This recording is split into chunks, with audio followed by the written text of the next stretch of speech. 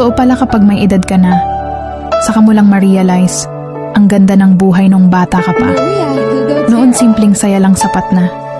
Laro sa labas, tawanan kasama ang mga kaibigan, at uwi sa bahay na pagod pero masaya.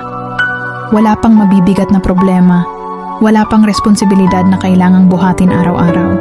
Ang iniisip mo lang noon kung anong laro ang susunod at kung anong oras kakakain. Pero habang tumatanda tayo, saka natin naiintindihan na hindi pala madali ang buhay.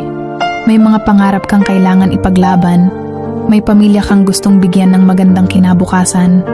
Doon mo marirealize na ang mga simpleng araw noong bata ka ay mga panahong hindi mo na mababalikan. Pero pwede mong gawing inspirasyon para mas lumaban. Kaya kung pagod ka man ngayon, tandaan mo lang, minsan kang naging batang puno ng pangarap. At hanggang ngayon nasa iyo pa rin ang lakas na iyon para ipagpatuloy ang laban sa buhay.